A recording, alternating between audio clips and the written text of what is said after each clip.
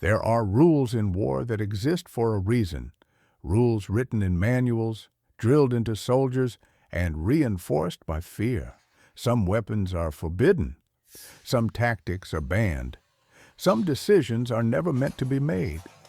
During World War II, breaking those rules didn't just risk punishment. It risked court-martial, execution, and in some cases, disgrace that would follow a soldier for life. Yet, when chaos swallowed the battlefield, when communication was cut, when ammunition ran dry and help was nowhere to be found, those rules began to lose their meaning. Because war has a cruel way of cornering men into impossible choices.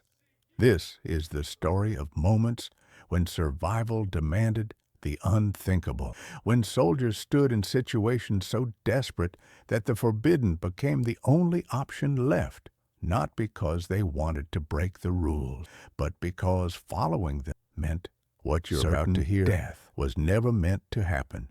It was never approved, never documented officially, and for decades it was quietly buried beneath reports, censored files, and silence. But it happened, and without it, many of the men involved would never have returned home.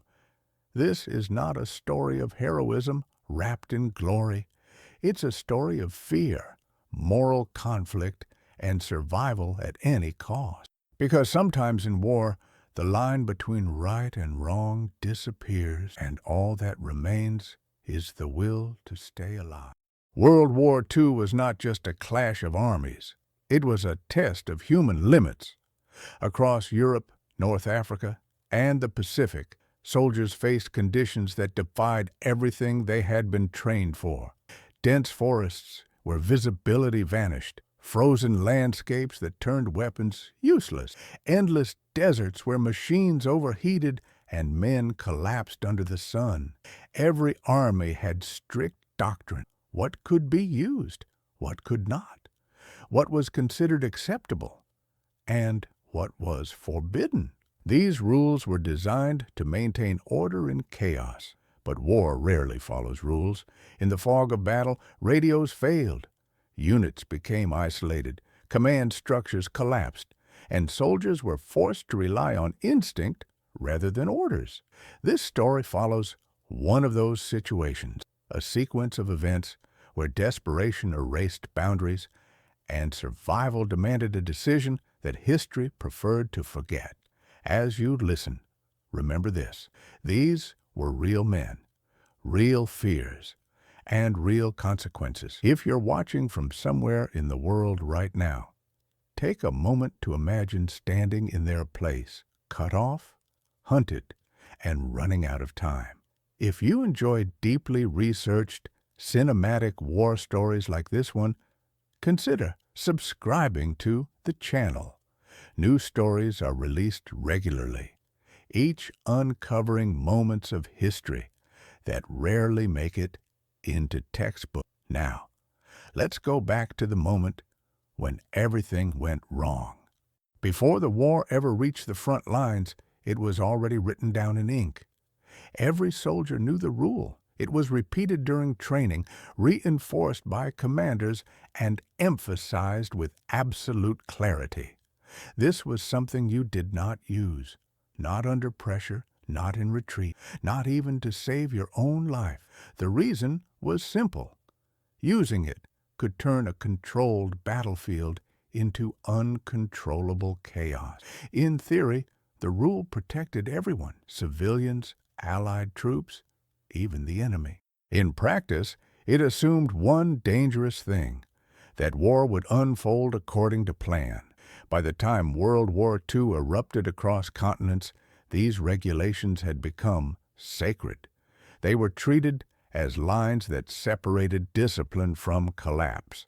Crossing them meant more than punishment. It meant becoming the kind of soldier the Army wanted to erase from its own history. On paper, everything made sense. But paper does not bleed. Paper does not freeze. Paper does not hear footsteps approaching in the dark.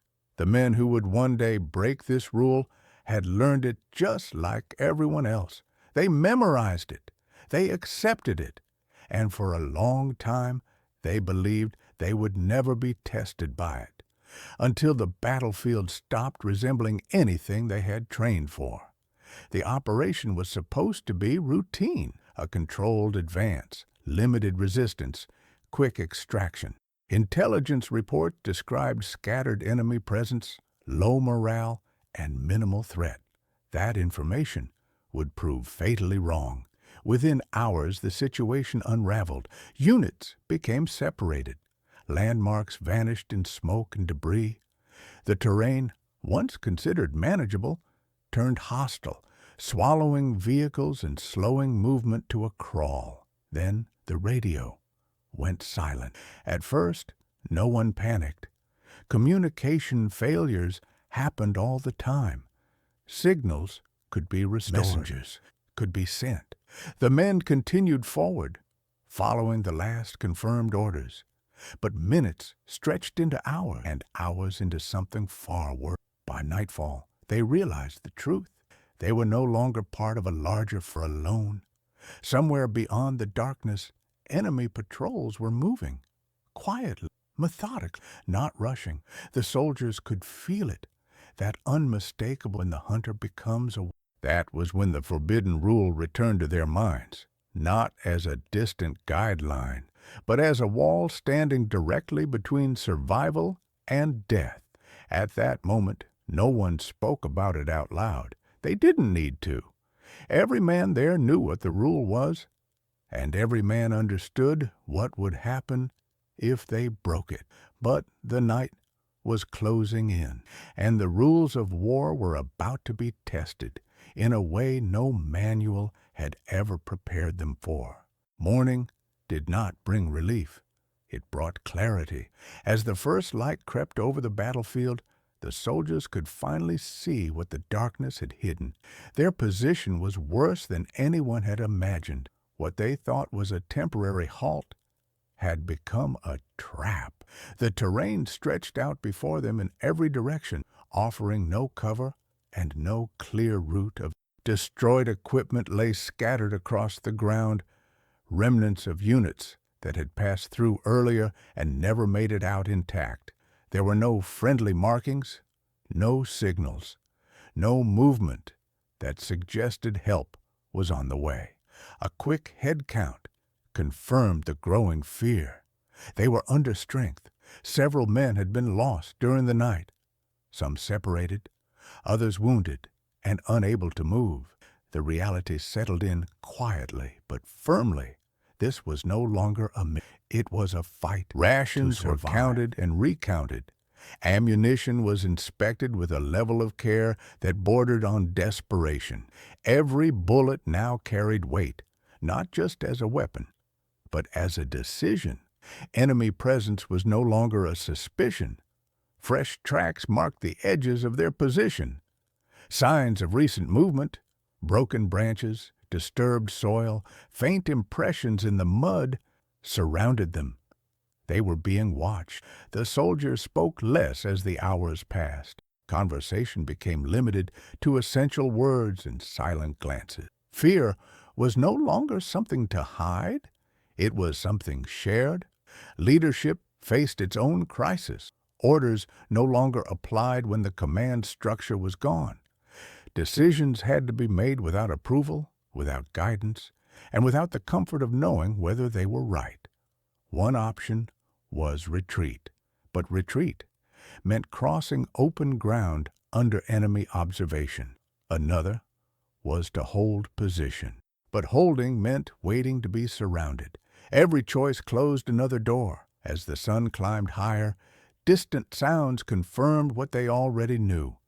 Enemy units were tightening the perimeter, not in a rush, not recklessly. This was methodical, experienced. They were being hunted. It was then that the unspoken question began to take shape, not in words, but in thoughts every man shared. How long could they survive like this? The rule, the forbidden one, resurfaced again, louder now, heavier, no longer theoretical. It lingered in the back of their minds, as the only option that had not yet been spoken. Breaking it would mean crossing a line from which there was no return, but obeying it might mean never leaving the battlefield. As the day dragged on, hope began to thin. The enemy closed in, step by step, erasing every illusion of rescue, and with each passing hour, the impossible decision crept closer. By the time the sun began to sink, the truth was undeniable. They would not last another night. Like the enemy had adjusted their movement, tightening the circle with patience and precision. Each attempt to reposition was met with distant gunfire, not to engage, but to warn. A message without words: you are surrounded, and we know it. Wounded men were growing weaker. One had developed a fever, another had lost too much blood. Every delay reduced their chances of. The weight of responsibility pressed down on those still able to make decisions. That was when someone finally said it, not loudly, not confidently, almost as if testing whether the words themselves were allowed to exist. The forbidden option. Silence followed.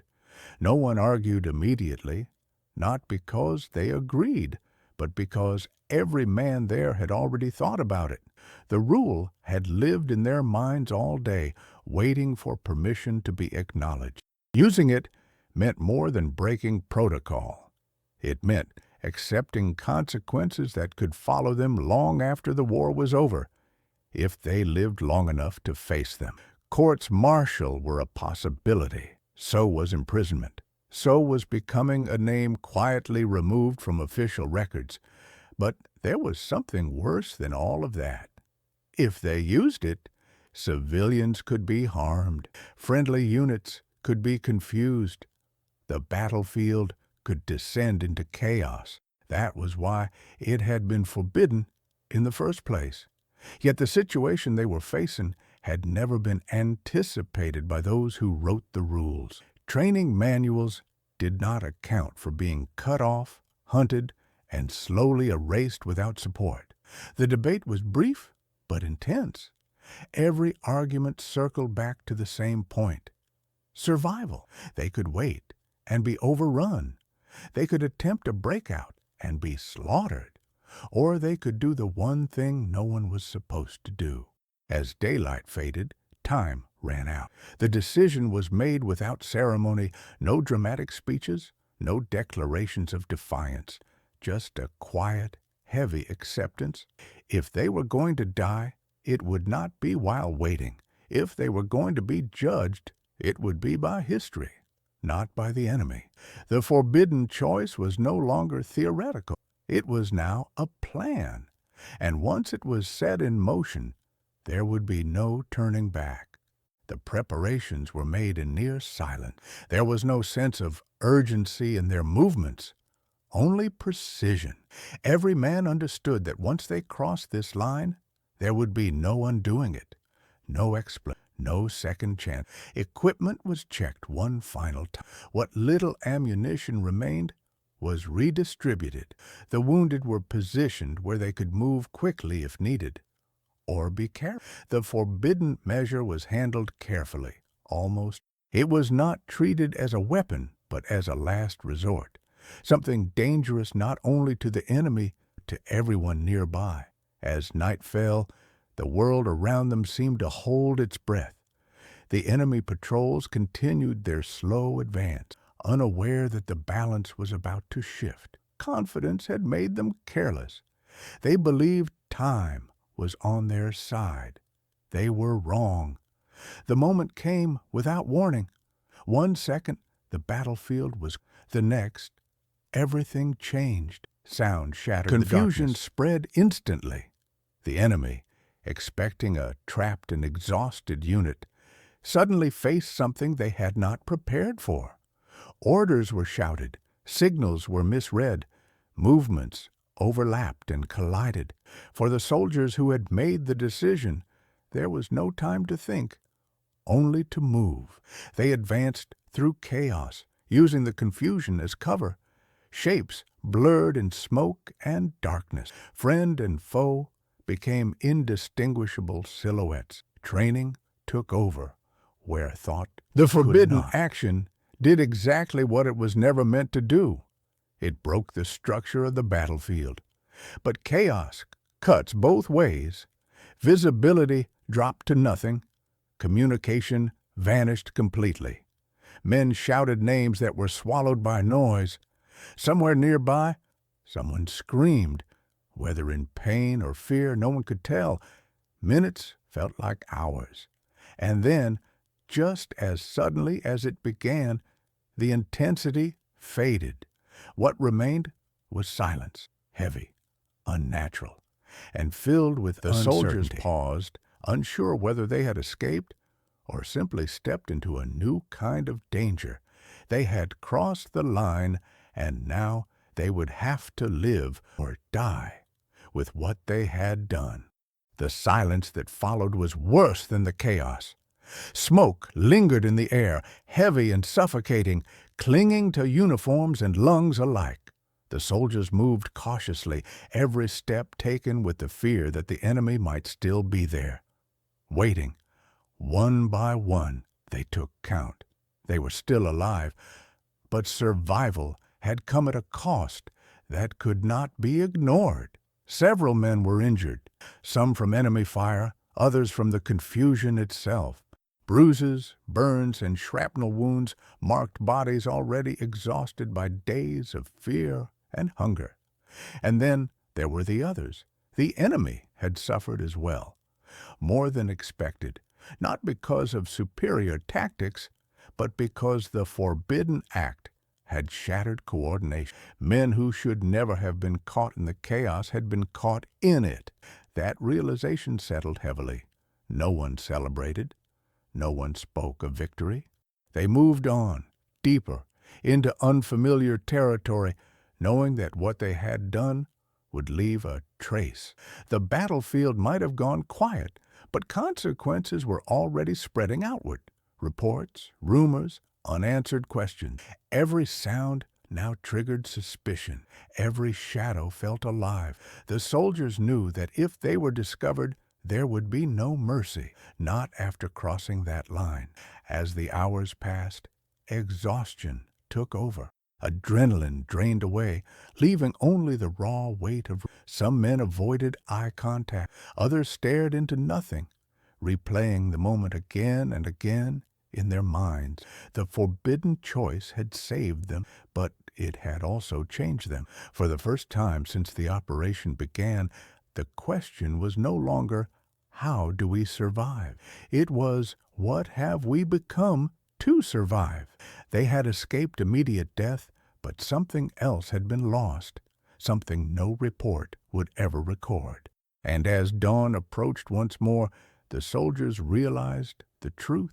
Surviving the battlefield was only the beginning. The real consequences were still ahead. They did not stop moving. The moment the chaos behind them began to fade, the soldiers understood that staying in one place meant death. Whatever confusion they had created would not last forever. The enemy would regroup. They always did. Every step forward was taken with urgency but never reckless. The terrain forced them into narrow paths, uneven ground, and areas where visibility dropped without warning. Each sound echoed longer than it should have. Someone was limping badly. Another struggled to keep his weapon steady. Fatigue pressed down on everyone equally, blurring the line between alertness and collapse. Behind them, the signs were clear. Search parties. The enemy was no longer guessing. They knew something unusual, something that did not fit normal patterns of engagement. That alone made the soldiers more dangerous. This was no longer about eliminating a stranded unit. It was about containing a breach. The soldiers moved mostly in silence now. Hand signals replaced words. Glances replaced orders. They were bound together by something stronger than command, shared guilt and shared survival. At one point, they froze. Footsteps. Close. So close that they could hear breathing. They pressed themselves into the ground, barely daring to inhale. Seconds stretched unbearably long as enemy patrols passed within meters. A single cough, a snapped branch, and it would be over. When the danger finally moved on, no one exhaled in relief. They simply continued forward, knowing that luck was a resource even more limited than ammunition. As night fell again, exhaustion became a liability. Muscles trembled, vision blurred. Some men stumbled, catching themselves just before making noise. They could not outrun the enemy forever, and somewhere in the back of their minds, another fear grew stronger.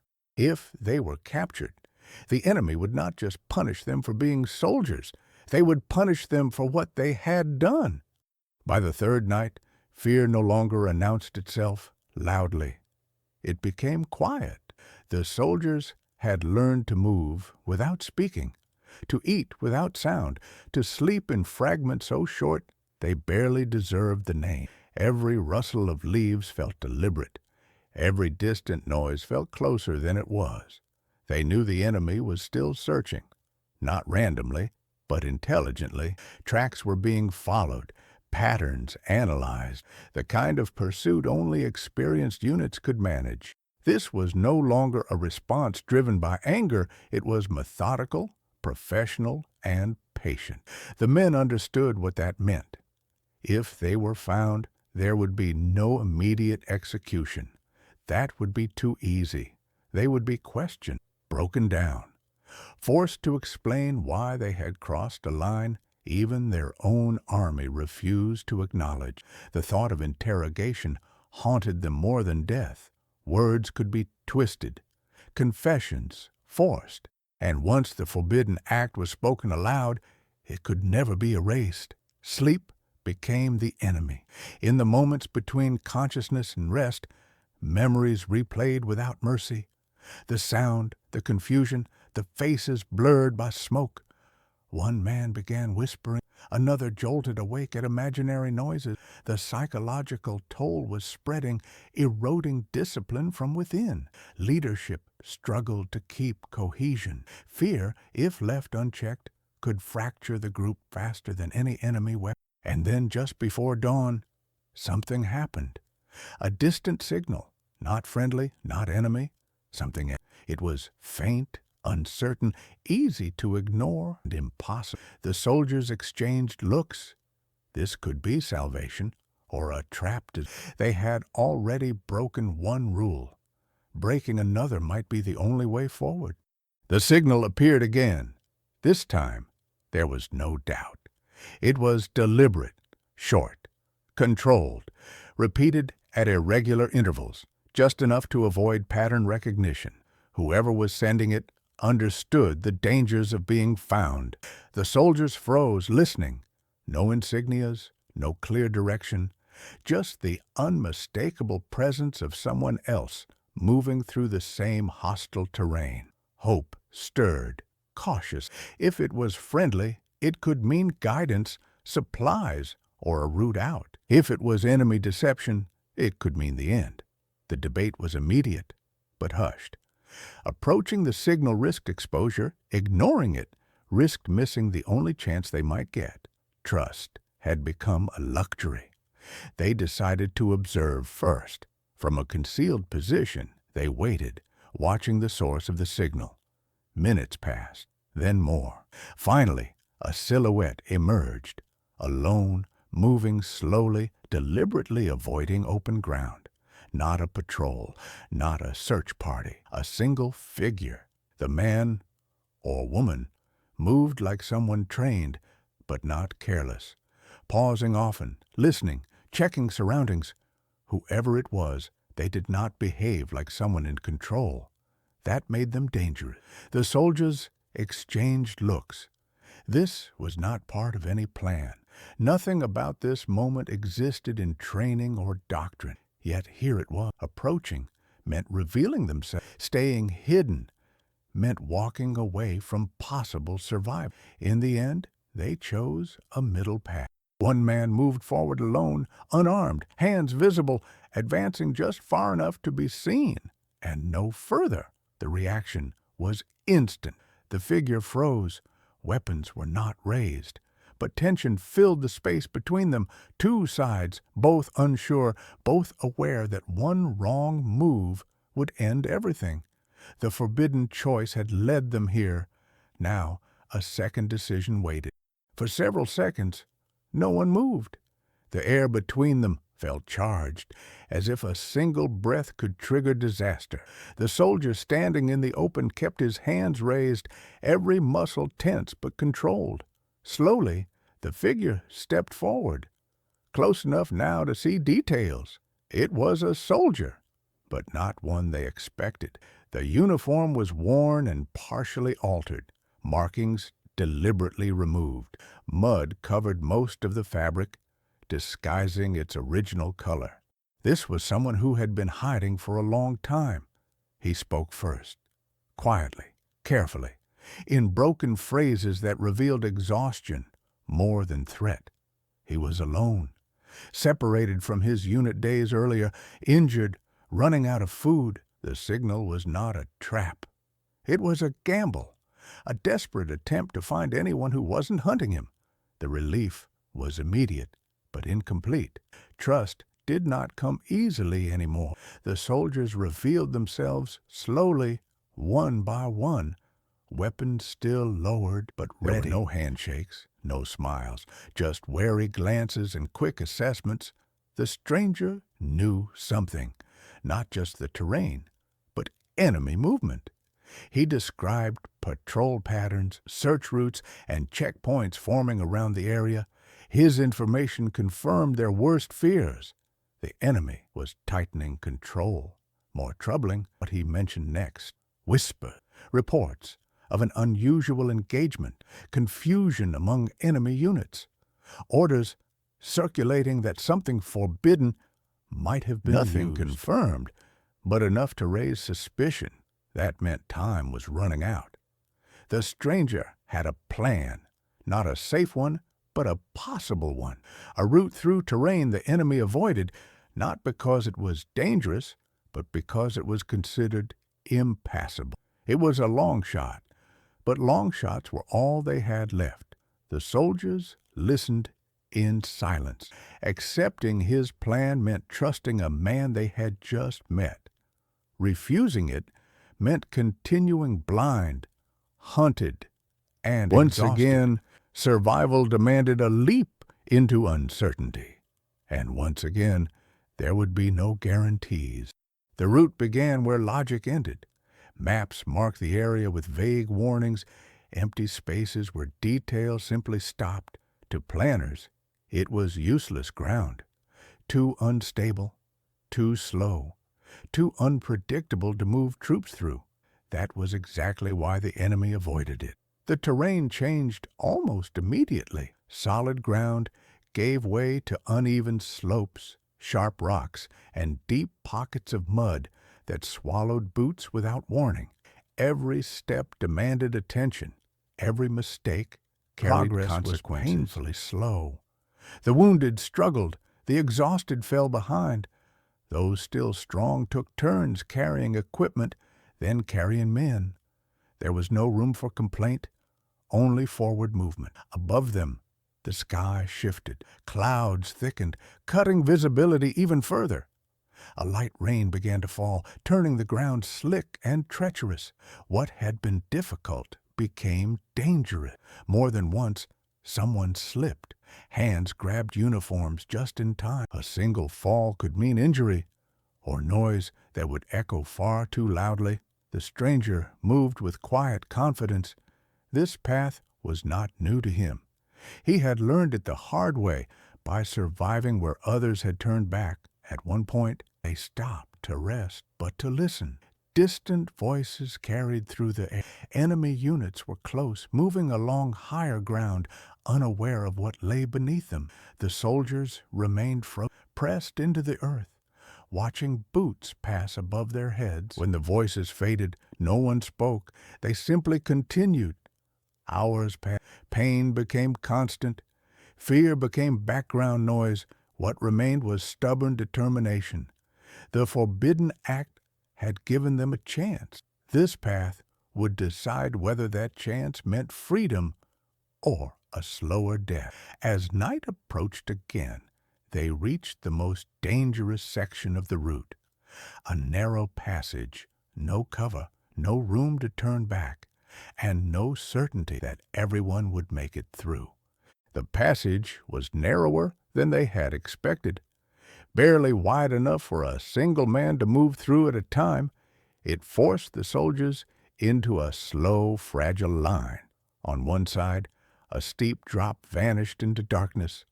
On the other, jagged rocks scraped against equipment and skin. There was no room for hesitation. Each step had to be placed carefully. Loose stones shifted underfoot, threatening to give way without warning. The rain, now heavier, turned the surface slick and unforgiving. Halfway through, disaster nearly struck. One of the wounded slipped. For a terrifying moment, his body tilted toward the edge. Hands shot out instinctively, gripping his uniform, his pack, anything they could reach. Rocks clattered downward, vanishing into the void below. The sound felt impossibly loud. Everyone froze. They waited for shouts, for gunfire, for the enemy to respond.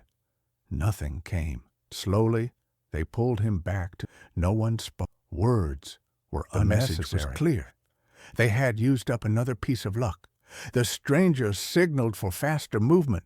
Staying here was too dangerous. The passage was a choke point, and if discovered, escape would be impossible. The men pushed on, muscles screaming, nerves stretched thin. Fear sharpened their focus, forcing exhaustion into the background. Finally, one by one, they emerged from the narrow path. On the other side, the terrain opened slightly, enough to breathe, but not enough to relax. Behind them lay the most dangerous part of the route. Ahead lay uncertainty. They had crossed the path no one used, but survival was still not guaranteed, and the enemy was closer than they realized. They felt it before they heard it, that subtle shift in the air, the instinctive tightening in the chest, the certainty that they were no longer alone. Not long after leaving the narrow passage, distant sounds reached them, faint but unmistakable, shouted commands, the metallic clatter of equipment being adjusted, movement that carried purpose. They had been detected, not precisely, not visually, but enough. The rocks that had fallen earlier had done their damage. Somewhere behind them, the enemy had noticed what should not have been there, an anomaly, a disturbance in terrain no one was supposed to cross. The soldiers increased their pace, pain ignored, breath shortened. The stranger guided them off the main route, weaving through lower ground and natural cover, but the margin for error was gone. Search patterns shifted. Enemy patrols were no longer spread thin. They moved with intent, converging toward the path the hunt the soldiers had taken, faster and more. At one point, gunfire echoed in the distance, not aimed, not engaging. A signal. The sound carried far, bouncing through the landscape like a warning. The soldiers knew what the enemy was coordinating. They pressed on until their legs threatened to give out. Sweat mixed with rain, soaking uniforms, blurring vision. Every stumble risked leaving a trail. Then came the worst realization. One of the wounded could no longer continue. His breathing was labored. His steps slowed dangerously. Carrying him now would slow everyone else. But leaving him behind was unthinkable. The group stopped, just long enough for reality to settle in. Survival had once again become, and the next decision would test them even more than the forbidden one before. The group formed a silent circle around the wounded man. No one needed to explain the situation. Every face reflected the same calculation, the same fear. Time was slipping away, and the enemy was closing in. The man tried to speak. His voice came out weak, uneven. He knew what was happening. He had known it for a while. The truth was written in the way his body trembled and his breathing struggled. He shook his head slowly. No one should slow down before him. Those words hit harder than any order ever could. Arguments followed, quiet, urgent, emotional. They could take turns carrying him. They could hide for a while. They could risk it. But risk was no longer theoretical. Enemy voices were closer now, too close.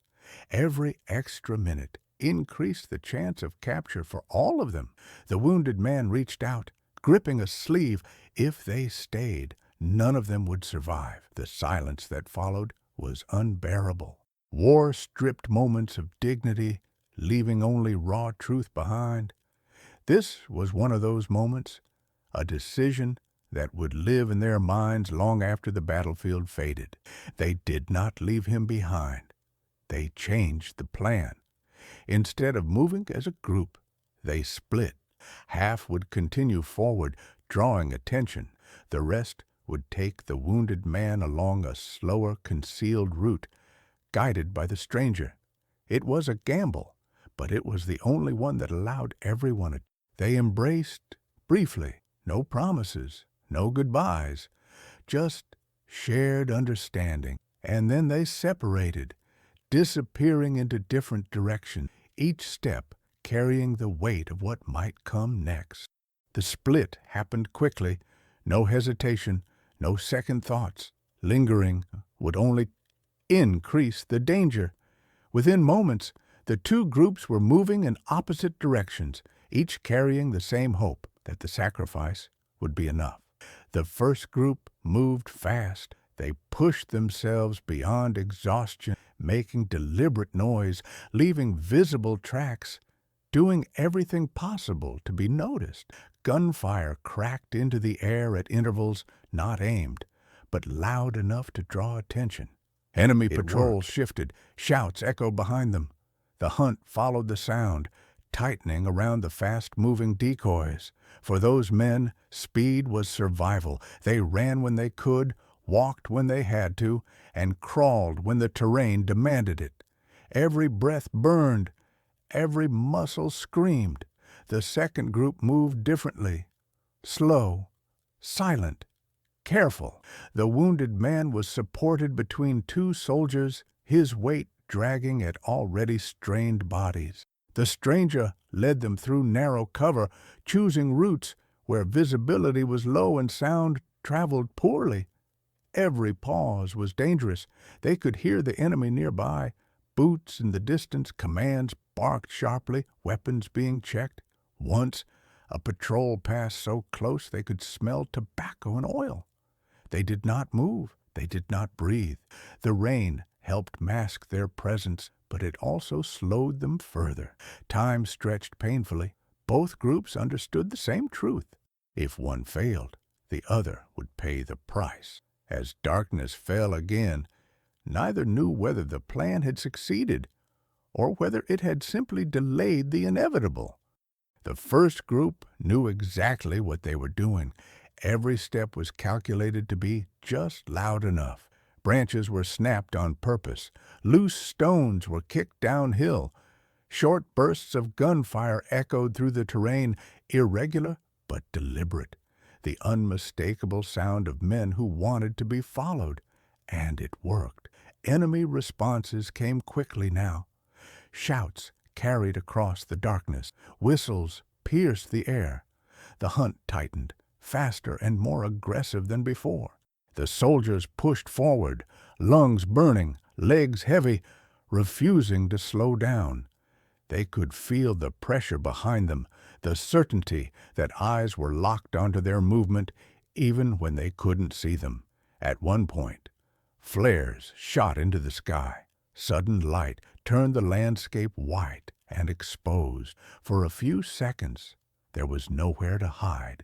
The men froze, flattened themselves against the ground, shadows stretching unnaturally around them.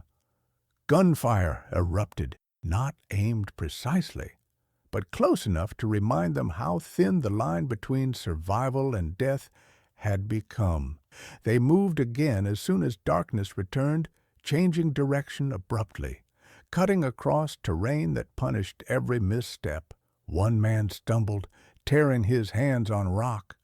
Another twisted his ankle but refused to stop. Stopping was not an option. The enemy was committing fully now. Too many units, too much noise.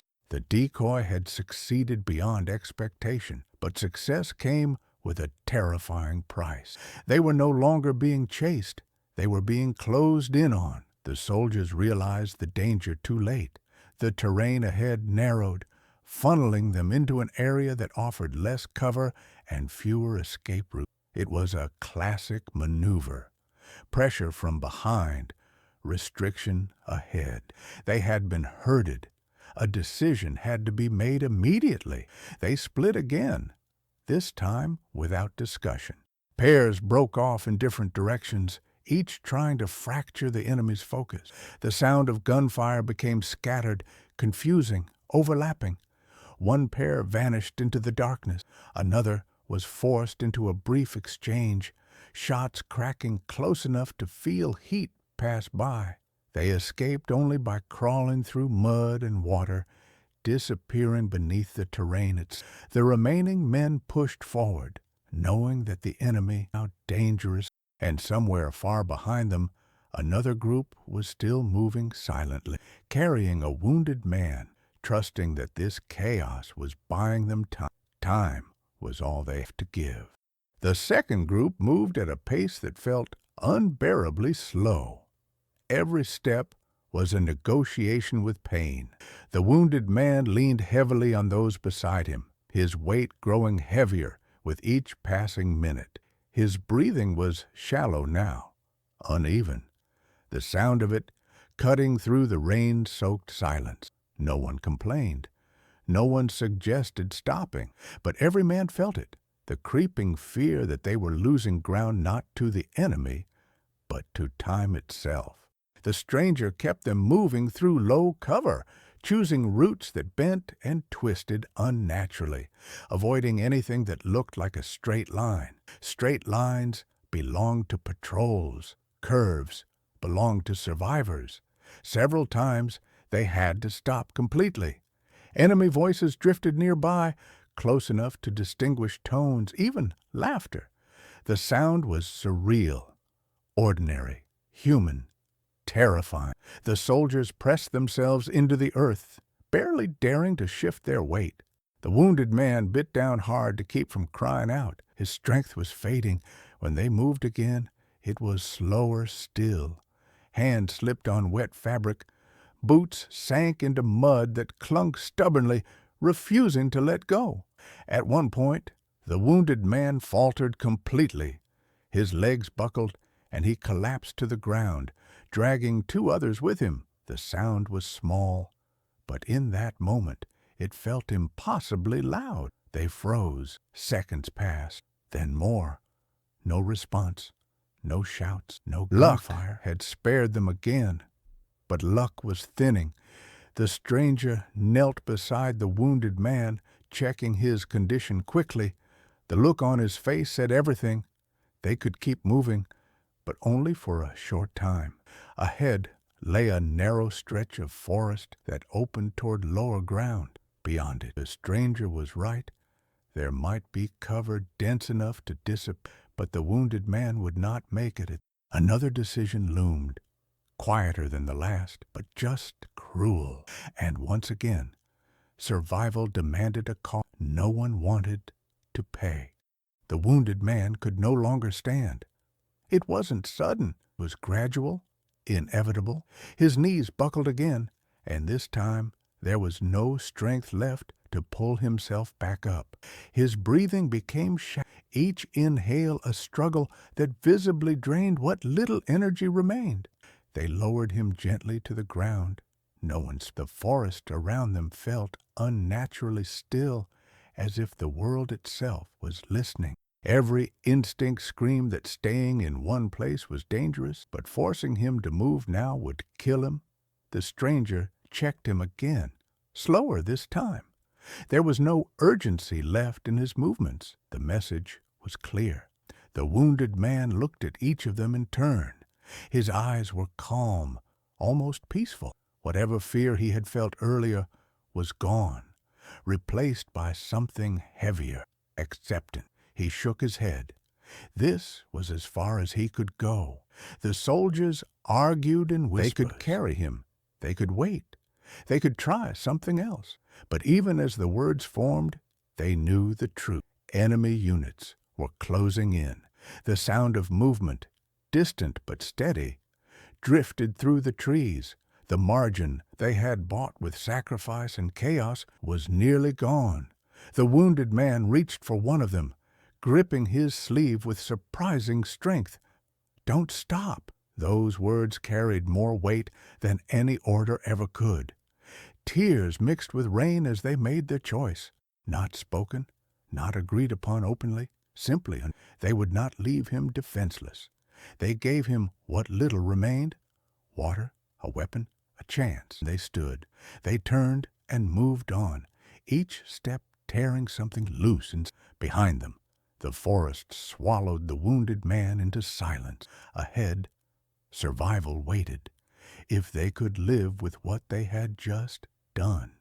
They hadn't gone far when it happened. A single shot echoed through the forest behind them. No burst, no exchange, just one sound, sharp, final, unmistakable. No one turned around. They didn't need to.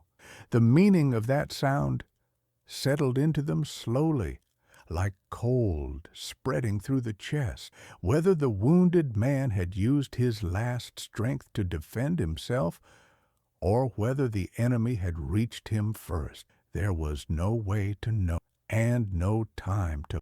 The group pressed forward, faster now, driven by something deeper than fear. Guilt pushed them onward, heavier than exhaustion. Every step felt borrowed. The forest began to thin, trees spaced farther apart, ground leveled, visibility improved, which only made them more exposed.